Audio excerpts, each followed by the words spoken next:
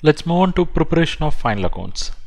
First, let's focus on what is the principal function of final statements of account. It is basically to exhibit a true and fair view of profitability and financial position of the business. And in order to ensure that these statements are properly drawn up, it is essential a proper record of transactions entered into by business during a particular accounting period should be maintained.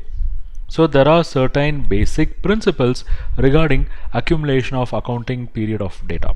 Okay, let's see one by one. Number one is there should be a distinction between capital and revenue both for receipts and payments. Number two,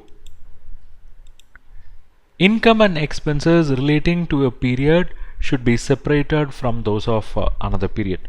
So what is more important is different items of income and expenditure should be accumulated under significant heads, so we can disclose the sources from which capital has been procured and the nature of liabilities which are outstanding for payment. Then there are certain other key aspects that should be taken into consideration with regard to various items of income and expenditure accumulation. Number one is separation of business and personal expenses. Because we are preparing final statements of account to show the profitability of the business and not that of proprietor.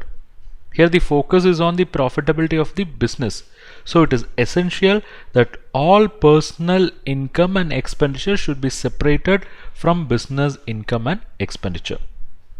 The next aspect is distinction should be made between capital and revenue for both receipts and expenditure. Different types of income and expenditure should be classified under separate heads. Assets should be included in balance sheet at a valuation arrived on the basis at which these are valued in the preceding year. Similarly, provision for income and expenses which have accrued not paid should be made by estimation or otherwise on the same basis as in the previous year. So here the focus is on distinction between capital and revenue and following the methods which were adopted in the previous year. Next, disclosure of material information. Every information which is considered as material, means very important for judging the profitability of the business or its financial position, should be disclosed. For example, if labor charges have increased on account of bonus have been paid to workmen, then the amount of bonus paid should be disclosed.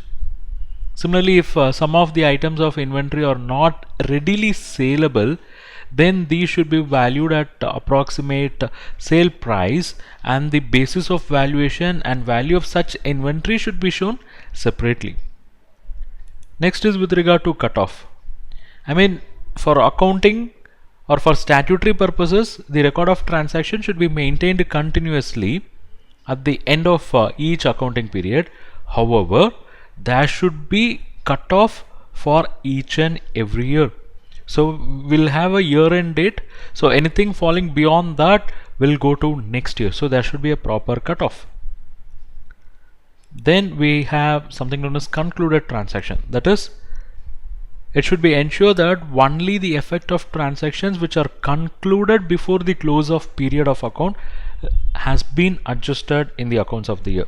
For example, when sale of goods is to take place only after goods have been inspected by the purchaser and inspection has not been made before the close of the year, then it will not be right to treat the goods as sales in the accounts of the year. So all these small aspects but very critical aspects have to be taken care of.